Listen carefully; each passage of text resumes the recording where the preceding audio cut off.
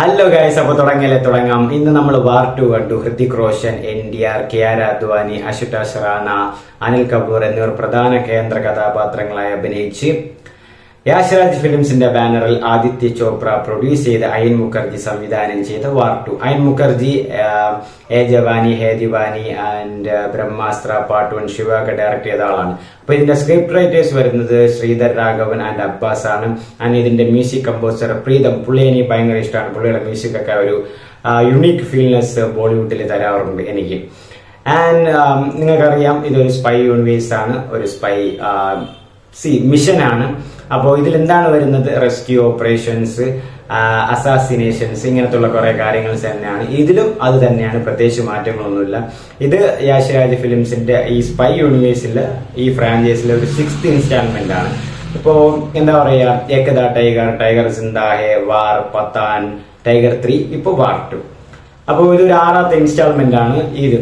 അപ്പോൾ ഇതോടെയെങ്കിലും ഈ യൂണിവേഴ്സ് നിർത്തണമെന്നാണ് എന്റെ ഒരു അഭിപ്രായം. പക്ഷേ നിർത്താൻ ചാൻസ് ഒന്നുമില്ല. ഇതിന്റെ ക്ലൈമാക്സിൽ അങ്ങനെ ഒരു ടെയിൽ എൻഡും തന്നിട്ടുണ്ട്. അടുത്ത വാർ 3 ഉണ്ടാവും. ആൻഡ് നിങ്ങൾക്ക് വേറൊരു ഇമ്പോർട്ടുള്ള അപ്ഡേറ്റ് തരാനുള്ളത്, ഇതിൽ സെൻസർ ബോർഡ് ഒന്നും കൈവച്ചിട്ടില്ല. ഐ റിപ്പീറ്റ്, സെൻസർ ബോർഡ് ഒന്നും കൈവച്ചിട്ടില്ല. കലങ്ങേണ്ടവർക്ക് കലങ്ങും. ആൻഡ് സിനിമയെ കുറിച്ച് പറയുമ്പോൾ ഹൃതിക് റോഷന്റെ എൻട്രി നൈസ് ആയിരുന്നു. ഞാൻ ആദ്യമായിട്ടാണ് ഹൃതിക് റോഷന്റെ ഒരു സിനിമ എന്താ പറയാ തിയേറ്ററിൽ പോയി കാണുന്നത്, അതും ഫസ്റ്റ് ഡേ തന്നെ. എൻട്രി നൈസ് ആയിരുന്നു. പക്ഷെ ആ എൻട്രിയെ തുലയ്ക്കും വിധത്തിൽ ഒരു മിഷന് വേണ്ടിയിട്ട് ഹൃതിക് റോഷൻ പോകുന്നു. അവിടെ ഒരു എൻട്രി തുലയ്ക്കും വിധത്തിൽ ഒരു കത്തി ബോംബ് സീന് വരുന്നു. അതായത് വില്ലൻ രക്ഷപ്പെടാൻ വേണ്ടിയിട്ട് ഹെലികോപ്റ്റർ പോകുമ്പോൾ റോപ്പ് കെട്ടി ഹൃതിക് റോഷൻ പിടിച്ച് അവിടെ ആകാശത്ത് ഇങ്ങനെ ആടി നിന്ന് അവസാനം വെടിവെച്ച് അങ്ങനത്തെ ഒരു അതുപോലെ തന്നെയാണ് NTRന്റെ സീന് വരുമ്പോൾ. NTRന്റെ സീൻ ഇതിനേക്കാളും ഒരു വിറ്റ് സീനാണ്. എന്താണെന്ന് വെച്ചാൽ ഇതേപോലെ ഒരു എയർക്രാഫ്റ്റോ അല്ലെങ്കിൽ അത് ഹെലികോപ്റ്റർ പോലത്തെ ഒരു സംഭവമാണ്. അപ്പൊ അതിന്റെ താഴെ 2 ചിറക് പോലത്തെയോ ഇങ്ങനെ പിടിച്ചു നിൽക്കാനുള്ള ഒരു സംഭവമുണ്ട്. ഇവിടെ നിന്ന് തൂങ്ങി എവിടെ നിന്ന് ഈ ട്രിവാൻഡ്രത്ത് നിന്ന് ചെന്നൈ വരെ ദൂരത്തിൽ ഇങ്ങനെ ആകാശത്തിൽ പറന്നു പോകും. ഇങ്ങനെ പറന്ന് നിൽക്കണം ആകാശത്തിൽ. ഒരു പാരഷൂട്ടോ ഒന്നുമില്ല, ഷർട്ട് പോലും ഇല്ല, അതും കണ്ണാടിയും വെച്ചിട്ടുണ്ട്. എന്നിട്ട് ഒരു വില്ലൻ, അതായത് സോൾജിയറാണ്, കുറച്ച് സോൾജിയേഴ്സിനെ രക്ഷിക്കാൻ വേണ്ടിയിട്ട് ഒരു ഹാർബറിൽ പോകുന്നതാണ്. പിന്നെ അവിടെ പോയിട്ട് ഫൈറ്റ് ഉണ്ട് NTRന്റെ ഫൈറ്റിൽ കടുവയുടെ ഇതാണ് ബീജമാണ് വരുന്നത്. NTR ഇങ്ങനെ നടന്നു വരുമ്പോൾ കടുവ സൗണ്ട് ഒക്കെ, അത് സത്യം പറഞ്ഞ തിയേറ്ററിലും ചിരിയായിരുന്നു എല്ലാവരും. ഒരു ഫുൾ ടൈം NTR ഇങ്ങനെ കാണിച്ച കടുവയുടെ അത് RRRന് ശേഷം എനിക്ക് ഈ സെറ്റപ്പും പിടിച്ചുകൊണ്ടാണ് പോകുന്നതെന്നാണ് തോന്നുന്നത് NTR. ആൻഡ് സിനിമയിൽ വരുമ്പോൾ തന്നെ ഇത് തന്നെയാണ്, മിഷൻ തന്നെയാണ്. പിന്നെ ഇവർ തമ്മിലുള്ള ഒരു ക്ലാഷ്, ഈഗോ, ഇതില് ഞാൻ പ്രതീക്ഷിക്കാതെ വന്നത് ഇവർ തമ്മിൽ ഒരു ഫ്രണ്ട്ഷിപ്പ് ഉണ്ട്. അതായത് ഫസ്റ്റ് ഹാഫില് ഇന്റർവെല്ല് പറയുമ്പം ഇവർ തമ്മിൽ ഒരു എന്താ പറയാ, ഹൃതിക് റോഷൻ NTRും തമ്മിലുള്ള ഒരു ബോണ്ട് ക്രിയേറ്റ് ആവും.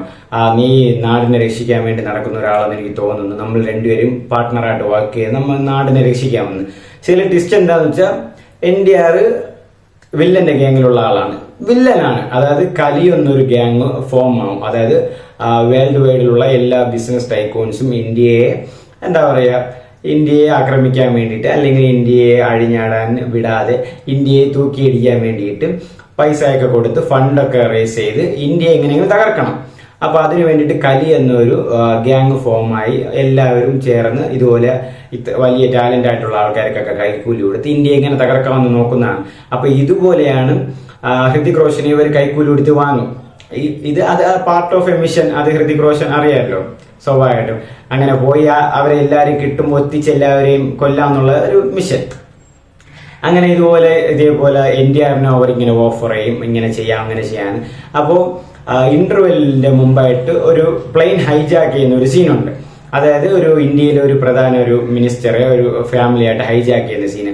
അപ്പൊ ഇവർ ഒരുമിച്ച് ഇങ്ങനെ കമ്പനിയായിട്ട് ജോലി ചെയ്യുമെന്ന് വിചാരിച്ചാണ് ഇരിക്കുന്നത്. ബട്ട് ട്വിസ്റ്റില് എല്ലാവരും രക്ഷിച്ച് തീരുമ്പോൾ NTR പ്രധാനമായിട്ടുള്ള ആൾക്കാരെയൊക്കെ കൊല്ലും. ആ പ്ലെയിനിൽ ഹൈജാക്ക് ചെയ്ത് ആ ഹൈജാക്കിന് അവിടെ ഉണ്ടായിരുന്ന ആൾക്കാരെയൊക്കെ കൊല്ലും, ആ ഫാമിലീസിനൊക്കെ. അപ്പോഴാണ് ഹൃതിക് റോഷൻ മനസ്സിലാക്കുന്നത് യഥാർത്ഥത്തിലും ആള് വില്ലനാണ്, കലി ആ ഗ്യാങ്ങിലെ ഒരാളാണെന്ന്. അങ്ങനെ സിനിമ ഇന്റർവെല്ലിന് ശേഷം പോകുമ്പോൾ, ഇന്റർവെല്ലിന് മുമ്പ് വരുമ്പോൾ എന്നെ നിനക്കറിയാമെന്ന് NTR ഹൃതിക് റോഷന്റെ പറയും. ഹൃതിക് റോഷൻ പറയുന്നത് ഇങ്ങനെയെന്ന് നോക്കുമ്പോഴാണ് ഒരു പഴയ ഒരു ഡയലോഗ്, അവരുടെ ഒരു പഴഞ്ചൊല്ല് പോലത്തെ എന്താ പറയും സംഭവം. ഇവര് പണ്ട് അതോടെ സെക്കൻഡിൽ എന്താ പറയാ ഫ്ലാഷ് ബാക്ക് വരും. ഇവര് ചെറുതിലെ റെയിൽവേ സ്റ്റേഷനിലും കാര്യങ്ങളൊക്കെ ഇവരെ ഒരുമിച്ച് വളർന്നതാണ്. അപ്പൊ രഘു എന്നാണ് NTRനെ പറയുന്നത്.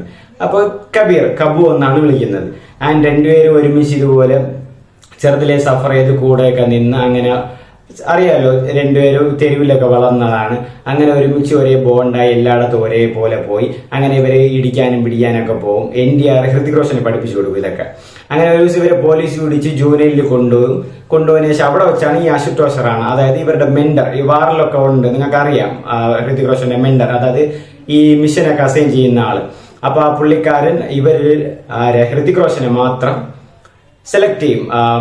NTR സെലക്ട് ആവാനുള്ള ക്വാളിഫിക്കേഷൻ ഇല്ലെന്ന് പറഞ്ഞ് റിജക്ട് ചെയ്യും. അത് NTRനെ ഹേർട്ടായി. NTR അവിടെ നിന്ന് ചാടിപ്പോയി, ഞാൻ ഇനി വില്ലനാവെന്നൊക്കെ പറഞ്ഞ് എനിക്ക് ആർമി ഒന്നും വേണ്ടെന്നൊക്കെ പറഞ്ഞ് പോകും. ഇതൊക്കെയാണ് സംഭവം. അപ്പോൾ ഇതിലും കാണിക്കുന്ന ഇത് തന്നെയാണ് mission prime minister assassination. Climax അതാണ്, പ്രൈം മിനിസ്റ്ററിനെ അസാസിനേറ്റ് ചെയ്യുന്നു, കൊല്ലുന്നു, ഇതൊക്കെ തന്നെയാണ്. അപ്പോൾ എനിക്ക് പറയാനുള്ളത് ഈ ക്ലൈമാക്സിലും എന്നിട്ട് ഈ ക്ലൈമാക്സിൽ ഈ കലി ഗാങ്ങിലെ എല്ലാവരെയും ഓരോ സ്ഥലത്ത് പോയിട്ട് കാശ്മീറും ഇന്ത്യയിലും ഒരാളുണ്ട്, അവരെയും കൊന്ന്, പിന്നെ ഫ്രാൻസ്, മെക്സിക്കോ, വെനസ്വേല, വത്തിക്കാൻ, അങ്ങനെ ഓരോ സ്ഥലത്ത് ഇങ്ങനെ പോയിട്ട് എല്ലാവരും കൊന്നു തീരുമ്പോഴാണ് സിനിമ തീരുന്നത്. ഇതിന്റെ ഡിസ്റ്റ് എന്താണെന്ന് വെച്ചാൽ ലാസ്റ്റ് NTR നല്ലവനാകുന്നു, NTR ഹൃതിക് റോഷന്റെ കൂടെ ചേരുന്നു. സ്ഥിരം തന്നെയാണ് നമ്മളെ കണ്ടു തീർത്തത്. ഇനി ഫൈനലി ഒരു ഹാപ്പി ആയത് ഹൃതിക് റോഷൻ മെൻഷൻ ചെയ്യുന്നുണ്ട്, നമ്മൾ മാത്രമല്ല ഇതുപോലെ കുറെ ആൾക്കാരുണ്ട്, ആരും ടൈഗർ, പത്താൻ, അങ്ങനെയൊക്കെ മെൻഷൻ ചെയ്യുന്നുണ്ട്. ഫിലിംസിലെ സ്പൈ യൂണിവേഴ്സിലുള്ള ആൾക്കാർ ഇവരൊക്കെ വീണ്ടും വരും. ഇപ്പൊ നീയും കൂടെ ആയെന്ന് രഘു കേട്ടല്ലോ. സ്പൈ യൂണിവേഴ്സിലെ പുതിയ ആളുടെ പേരാണ് രഘു. പറ്റിയ പേര് തന്നെ. അത് എനിക്ക് സത്യം പറഞ്ഞ ഈ കബീർ, പത്താൻ എന്നൊക്കെ വരുമ്പോ എന്ന് പറഞ്ഞപ്പോ പണ്ട് നാട്ടിൽ ക്രിക്കറ്റ് കളിക്കുമ്പോ പയ്യന്മാര് വരും, പത്താൻ വന്നാല്, കബീർ വന്നാല്, സഹീർ വന്നാന്ന് വിളിക്കുന്ന പോലെയാണ് എനിക്ക് തോന്നിയത് ആ പേരൊക്കെ കേട്ടപ്പോ. പിന്നെ ഇതിലെ അവസാനത്തെ ടൈലന്റും പറയുന്നത് വാർ 3 ഉണ്ടാവും എന്ന് തന്നെയാണ്. അപ്പോ ഇതോടെയെങ്കിലും ദയവേത് ഈ ഒരു സ്പൈ യൂണിവേഴ്സ് നിർത്തണം. ഇനി കൊണ്ടുപോയിട്ടും കാര്യമില്ല. ഞാൻ എന്നിട്ട് അവസാനമായിട്ട് ഞാൻ പറയാണ്, അവസാനം ഞാൻ ആലോചിക്കായിരുന്നു ഇതുമായിട്ട് പാകിസ്ഥാനുമായിട്ട് റിലേറ്റഡ് ആയിട്ടുള്ള ഒന്നും വന്നില്ലെന്ന്. നമ്മുടെ ക്ലൈമാക്സിൽ പാകിസ്ഥാനിലോട്ടൊരു ഇടി, മറ്റേ ജുബ്ബ ഒക്കെ ഇട്ടിട്ട് പാകിസ്ഥാനിൽ പോയി ഇടിക്കുക. മൊത്തത്തിൽ ഈ പടം എന്നത്തെയും പോലെ തന്നെ മിഷൻ അക്കംപ്ലിഷ്ഡും ആയില്ല, ഈ സ്പൈ യൂണിവേഴ്സ് തീരുന്നുമില്ല. രാവിലെ ഒരു യൂണിവേഴ്സിന്റെ ഒരു സങ്കടം മനസ്സിൽ ഉള്ളപ്പോൾ തന്നെ ഈ ഒരു യൂണിവേഴ്സും കൂടെ ആയി. മൊത്തത്തിൽ ഈ യൂണിവേഴ്സ് നിർത്തണം, അതും നിർത്തണം. അപ്പം പടം കണ്ടിരിക്കാനും ഇല്ല ഗൈസ്. പക്ഷെ ഞാൻ എക്സ്പീരിയൻസ് ചെയ്തു കേട്ടോ. കാരണം ഞാൻ ഇതുപോലെ ഹിന്ദി പടം അങ്ങനെ തിയേറ്ററിൽ പോയി കണ്ടിട്ടില്ല, അതുകൊണ്ട് ഞാൻ തിയേറ്ററിൽ ആ പടം അങ്ങനെ എക്സ്പീരിയൻസ് ചെയ്തു. പക്ഷെ ശോകമാണ്, ഒന്നുമില്ല. ചുമ്മാ അവിടെ പ്രൈം മിനിസ്റ്റർ അസാസിനെ മന്ത്രിയെ കട്ടുകൊണ്ട് പോകുന്നു, ഇതൊക്കെ തന്നെയാണ്. ഇനിയെങ്കിലും പടം മാറ്റി പിടിക്കണം.